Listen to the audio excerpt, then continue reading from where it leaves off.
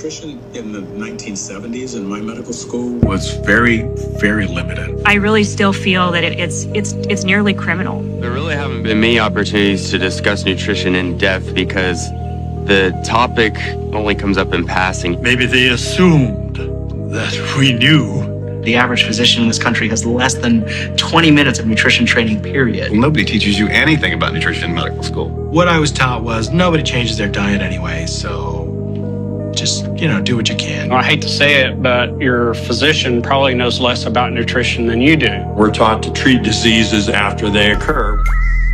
We will keep their lifespan short and their minds weak while pretending to do the opposite. We will use our knowledge of science and technology in subtle ways so that they will never see what is happening. We will use soft metals, aging accelerators, and sedatives in food and water. Also, in the air. They will be blanketed in poison everywhere they turn. The soft metals will cause them to lose their minds. We will promise to find a cure from our many fronts. Yet we will feed them more poison. The poisons will be absorbed through their skin and mouths. They will destroy their minds and reproductive systems. From all this, their children will be born dead, and we will conceal this information. The poisons will be hidden in everything that surrounds them, in what they drink, eat, breathe, and wear. We must be ingenious in dispensing the poisons, for they can see far. We will teach them that the poisons are good, with fun images and musical tones. Those they look up to will help. We will enlist them to push our poisons. They will see our products being used in film, and will grow accustomed to them, and will never know their true effect. Taking things that are, genetically modified organisms, and we're injecting them in little kids' arms. There's also very clear influence of both the media and of the politicians by these massive pharmaceutical companies.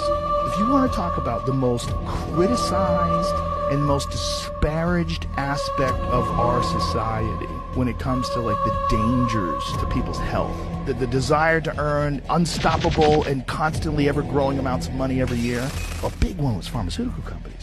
Forever we've been suspicious of those people. Forever people have pointed to them as being one of the real problems with capitalism that mixed with medicine. And here's my biggest fear. It's an engine for controlling the population. It's an engine for the institution of some sort of social credit system. If we give into that kind of surveillance over here, the government will be watching every goddamn thing you do. There was a study of 800 people, and the ones who sat the most had a 112% higher risk of diabetes, 147% higher risk of heart disease, a 90% higher risk of death from heart disease, and a 50% higher risk from death overall. All to say that sitting is actually bad for our health, our well-being, and, as it turns out, your stress and Air is a man-made chemical.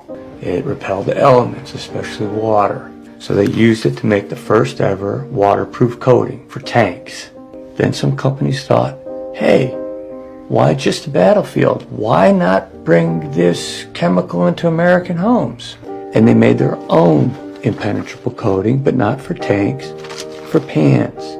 They called it Teflon. The men and workers who made Teflon were coming down with nausea, fevers. DuPont wanted to know why. So they laced cigarettes with Teflon. Almost all those men were hospitalized. 1 year after Teflon launched, and already DuPont knew. The dust, they just sent right up the smokestacks, released into the air. The sludge, tossed it into the Ohio, or packed it in the drums and chucked it into the Chesapeake. But they weren't the only ones covering their tracks. 3M, who pioneered these chemicals for Scotchgard, they were testing them on monkeys. Most of the monkeys died. They were doing their own tests on rats. Watched their organs balloon. Now the rats are getting cancers. Tested them on pregnant rats and watched them give birth to pups with deformed eyes. So they yanked all the young women off the Teflon line and never told them why. DuPont knew everything. The cause of death in the United States is medical intervention. Medical intervention kills about 1 million people a year. Doctors kill over 1 million people a year, and people go to their doctor and think nothing of it. The problem with our medical doctors is that these very good people make the biggest mistake of their life, and they go to medical school. 85% of what they're taught is unscientific nonsense. And then they're cut loose on the general population to practice unscientific nonsense. Arthritis. The ibuprofen wasn't doing anything, so a doctor put me on prednisone. Well, that gave me heartburn, so he gave me omeprazole. Then that made me nauseous, so they added on Dancitron for my stomach. That made my heart flutter, so they gave me metoprolol, and then my legs started to swell, so they gave me furosemide, and that's when I stopped walking very much, and my blood pressure shot up, so they... Should I keep going? And, these dyes are they're linked to behavior problems in kids, ADHD, even autism. And, I used to think food dye, that's just food dye.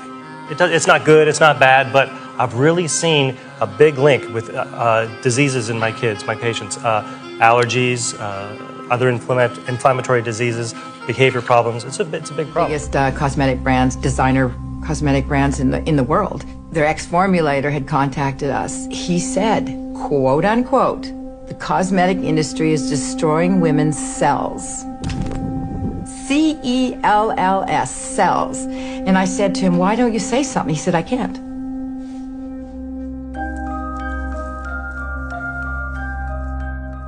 This cosmetics issue is even bigger than the tobacco industry because we're talking about thousands of different chemicals. The same chemicals being dumped and running through the rivers that are toxic are running through our blood.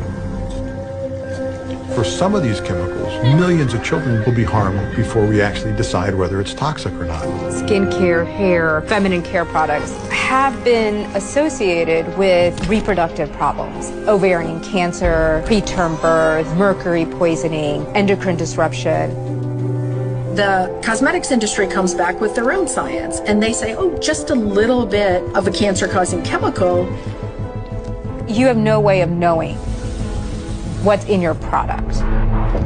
Wealthy, big corporations don't allow regulations to happen, who allow people to be harmed. In cosmetics used by women in this country every day, 125 ingredients suspected of causing cancer, and the list goes on and on and on. Blood thinners and chemotherapy drugs are just some of the substances that are found in your drinking water. There's new information that some drugs are ending up in our water at levels never seen before.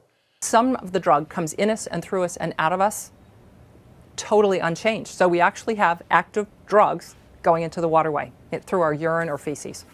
Last month, a study of First Nations communities found levels of 3 prescription drugs in one southern Ontario river that were the highest in North America. And an unpublished Health Canada survey of tap water across the country found traces of prescription drugs in drinking water. Parasites are very common, and most people have them. Some of the symptoms of parasites that most people don't know is gastrointestinal issues. So we're going to say things like IBS or IBD, Crohn's disease, colitis, appendicitis, cholecystitis or gallstones, kidney stones, thyroid issues, hyper and hypo, diabetes, cancer, brain fog, your heart rate fluctuations up or down or both, your teeth breaking, your bones breaking easily, blood pressure. See, they're not allowed to tell you if you have parasites. No, the CDC and HHS does not allow that.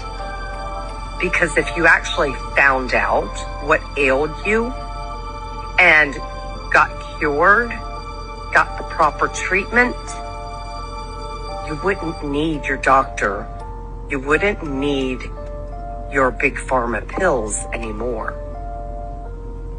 The minute we start taking responsibility and spending our money wisely, every politician, every corporation, and leader around the world is going to know that we have woken up.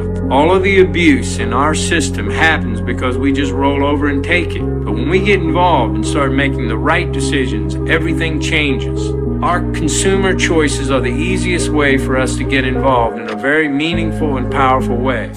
Well, because if you eat all the foods in the grocery store with all of the ingredients that disrupt your gut microbiome, then you're going to be able to disrupt your brain. You disrupt your brain, you disrupt your body. You disrupt your body, well, guess what? Your body's not going to function the way that it's supposed to function, so you're going to have to go to the hospitals and work with the drug operating centers. Doctors, sorry, or your PCP is going to help you. Your primary creator of prescriptions. All of these things might seem a little bit crazy until you realize that taking control of your life is one of the most important things that you're ever going to choose to do. A lot of you say you would die for your kids, but would you live for them? Would you train for them? Would you diet for them? Would you work on your mindset and heal your trauma so you don't pour into them and hurt them in the future? It's time to wake up. Use your kids as your reason to change, not your excuse to stay the same.